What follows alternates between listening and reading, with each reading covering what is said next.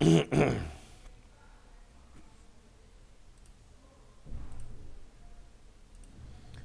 Last class में हम लोगों ने राउटिंग वाला टॉपिक अपना कंप्लीट किया था। आज हम लोग उसी में आगे कंटिन्यू करेंगे कुछ चीज़ें और।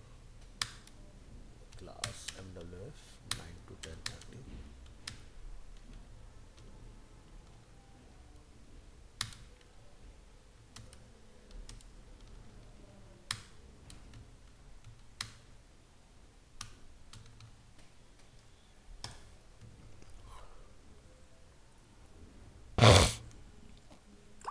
अपनी ऐप का नेम है CD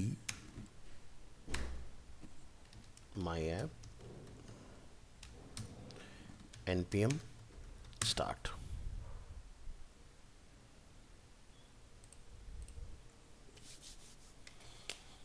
सो राउटिंग तक हमें से कितने लोग पहुंच गए? अभी एट प्रेजेंट 7 स्टूडेंट्स अवेलेबल हैं। कितने लोगों ने राउटिंग ट्राई किया? मैंने कोई प्रॉब्लम किसी तरह का राउटिंग में, मोहित? नहीं सर। ठीक है। और अभी ऐसा वो ट्राई नहीं करा माई टाइटल वगैरह। अच्छा, हेलमेट वाला अभी आपने वो NPM ट्राई नहीं किया? ठीक है, हेलमेट ट्राई नहीं करा। ओके। और हमें से ऐसा कोई है जिसने अभी तक रिएक्ट ही ना इंस्टॉल किया हो?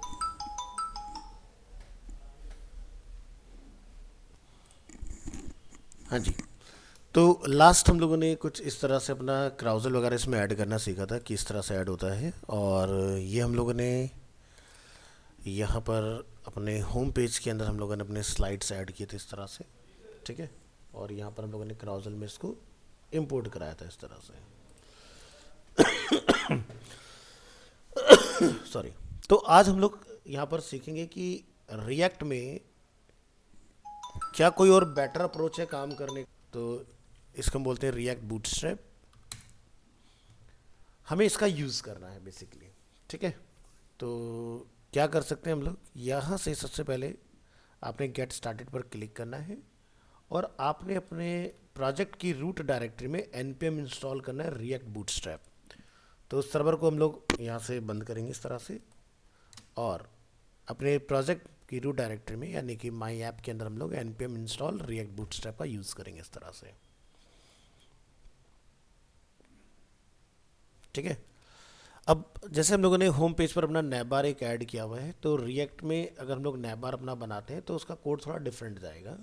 आपको इसके बाद आना है कंपोनेंट्स। बिफोर दैट आपने एक चीज़ यहाँ पर ध्यान रखना है कि npm इंस्टॉल करने के बाद आपने इसको इंपोर्ट भी करना है। सो आप यहाँ नोटिस करेंगे कि ये जो फाइल है हमारी बूटस्ट्रैप की, इसको आपने कॉल करना है या तो index.js या फिर app.js फाइल के अंदर। सो देखिए होता क्या है ना कि आप कितने भी कंपोनेंट बनाइए सब रेंट आते आपके इंडेक्स के अंदर ही हैं, तो हमें अलग अलग कंपोनेंट में ना जाके हमें सिर्फ एक जगह पर बताना है इस तरह से। और हम लोग यहाँ से अपनी index.js फाइल में इसको इधर इंजेक्ट कर देंगे इस तरह से। तो बूटस्ट्रैप अपना कॉल हो चुका है। अब हम लोग क्या करेंगे, जो लास्ट क्लास में पब्लिक डायरेक्टरी में हम लोगों ने ये बूटस्ट्रैप ऐड किया था इसको हटा देंगे।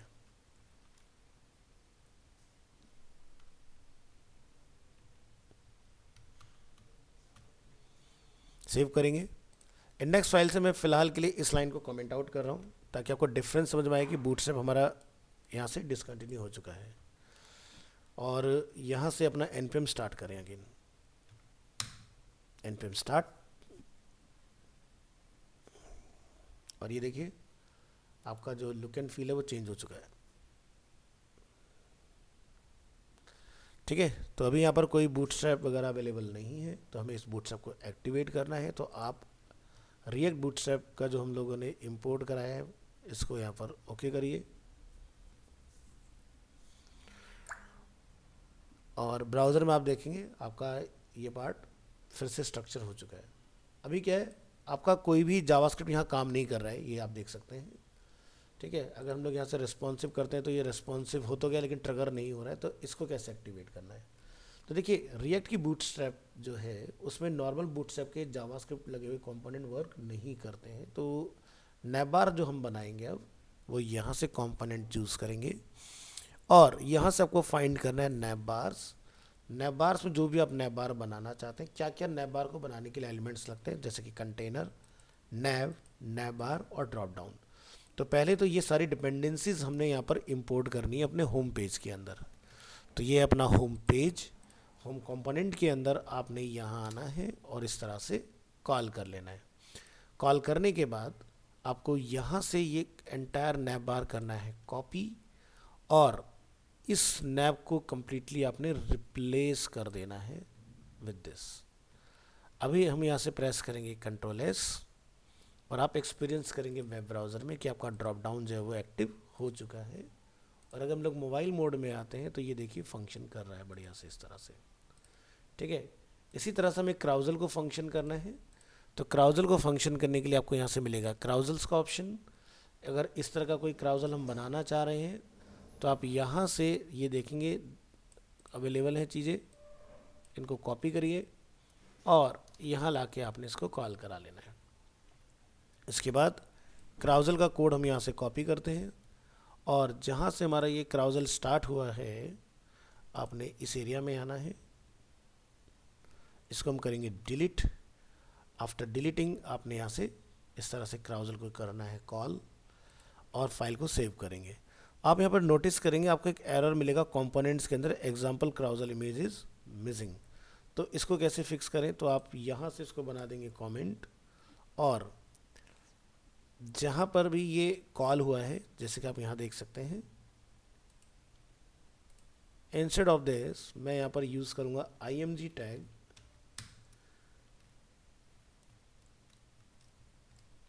और इसकी सेल्फ क्लोजिंग कर लें आप इस तरह से।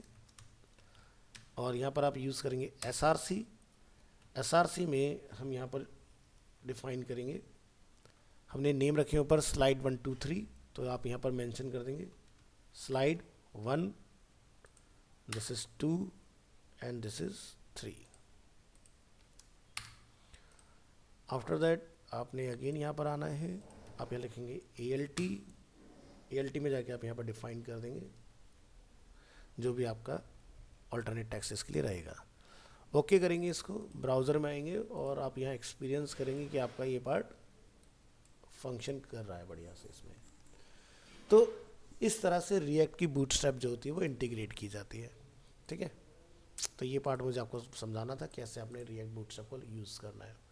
देखो रिएक्ट की बूटस्ट्रैप लगाने का फ़ायदा क्या है, दोनों आउटपुट तो सेम ही दे रहे हैं, बट रिएक्ट की बूटस्ट्रैप फास्ट एग्जीक्यूट होती है, दैट्स वाई इसको सेपरेट लिखा गया है। आप यहाँ देखिए एक्सपीरियंस करें, कोई डिव टैग वगैरह कुछ भी नहीं है, ठीक है। तो इस तरह से आपने इसको रन करना है। तो जो भी आप काम कराना चाहते हैं इसके अंदर सारी चीज़ें हो जाएंगी। हर एक गेट बूटस्ट्रैप की तरह इसका हर एक एग्जांपल आपको यहाँ पर मिलेगा जिसको आप ट्राई कर सकते हो। तो इसको करके देखिएगा रिएक्ट की बूटस्ट्रैप को इंटीग्रेट करके। और आज हम लोग आगे अपना नया टॉपिक स्टार्ट करेंगे इसके अंदर, उस पर हम लोग बात करेंगे। तो राउटर के बाद हम एक छोटा सा टॉपिक समझेंगे मेमो।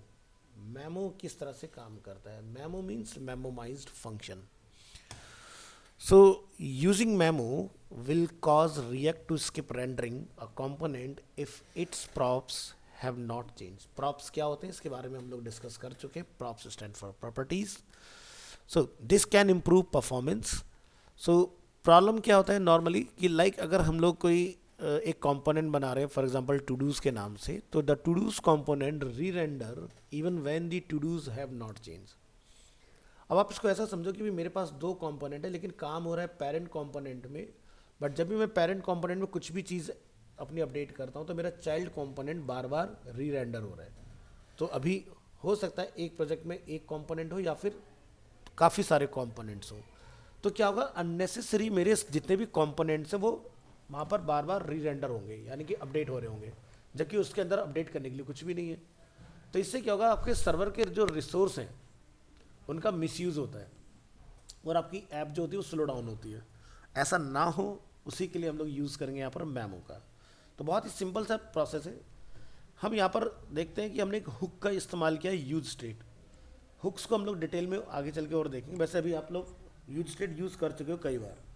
तो स्टेट में क्या आता है, हम अपना कोई भी स्टेट यूज़र डिफाइन बना सकते हैं, जैसे कि मेरे पास है काउंट के नाम से, ठीक है। तो